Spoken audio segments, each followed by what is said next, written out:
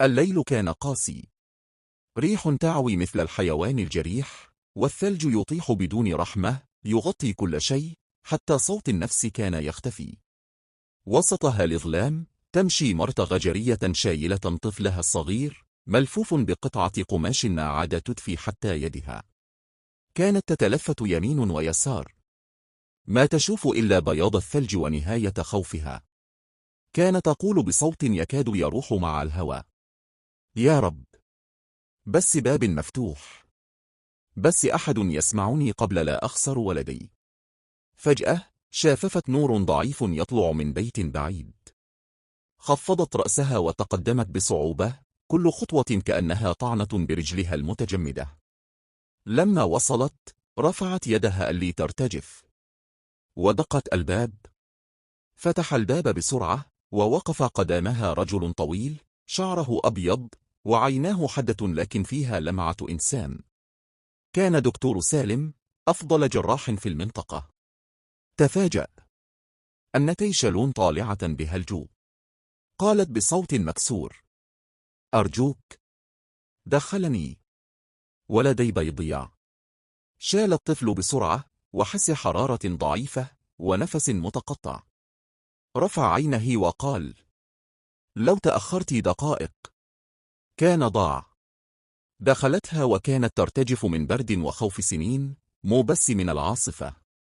حط الطفل عند المدفأة وفحصه بدقة، وبعدين نظر لها: منو يلحقك؟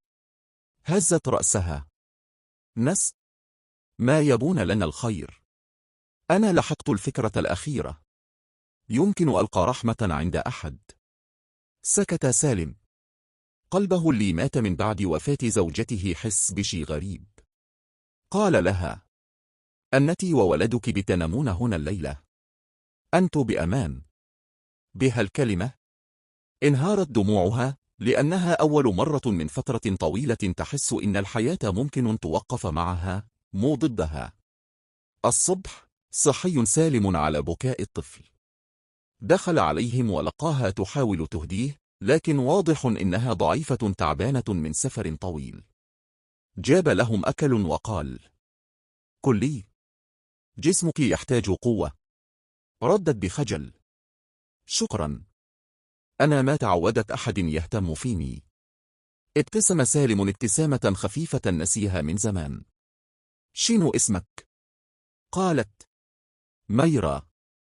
وبدأ البيت الصامت من سنين يمتلئ بصوت طفل صغير وحركة امرأة تخاف من كل طرقة باب.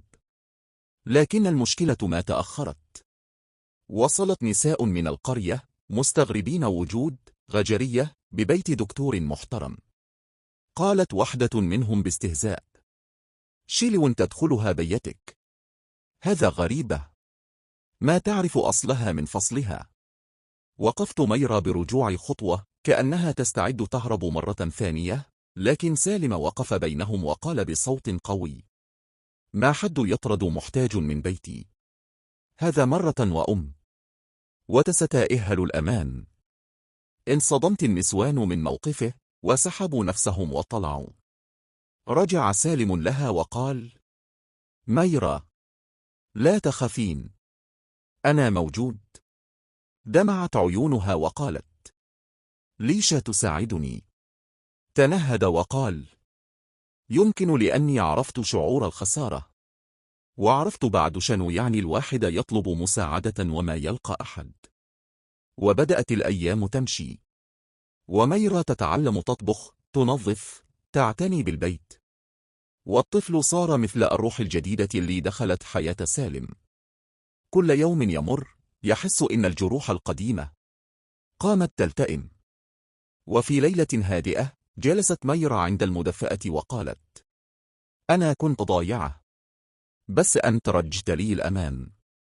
رد سالم بهدوء: وأنا بعد كنت محتاجة أحد يرجع لي إحساس الحياة.